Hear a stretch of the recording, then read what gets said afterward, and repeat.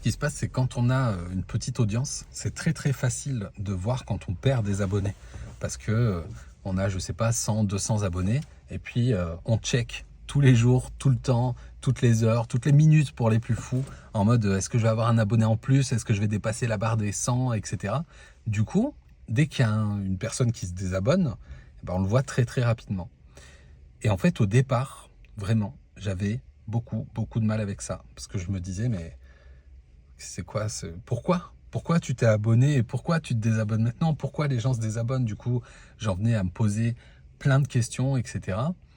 Et en fait, maintenant, dès qu'une personne se désabonne, je le vois comme une opportunité. Une opportunité, écoute-moi bien, de me rapprocher de ma cible et de mon audience. Ceux qui voudront potentiellement travailler avec moi, ou en tout cas ceux qui connectent un minimum avec moi.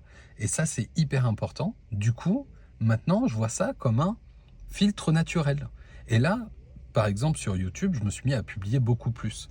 Et en fait, ça, je l'ai fait aussi sur d'autres plateformes, sur LinkedIn, etc. Et à chaque fois que tu publies plus, tu te rends compte qu'il y a un taux de désabonnement. Et c'est normal. Tu publies plus, il y en a, ils sont saoulés de te voir.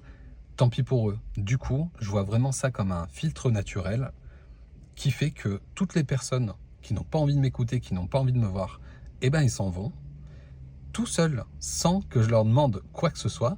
Et du coup, c'est beaucoup mieux pour eux, c'est beaucoup mieux pour moi, parce que moi, j'ai pas l'impression de parler à des personnes qui sont juste là pour être là. Donc, les personnes qui sont abonnées sont là pour suivre ce que je fais, pour écouter quand j'ai envie de dire un truc. Et si je publie trop, tant pis pour vous. Voilà. Mais en tout cas, je voulais juste te rappeler que perdre des abonnés, tu peux voir ça comme une opportunité, plutôt que de voir ça comme un truc horrible que tu vis en tant que créateur, en tant qu'entrepreneur quand tu publies et que tu vois ton compteur d'abonnés descendre.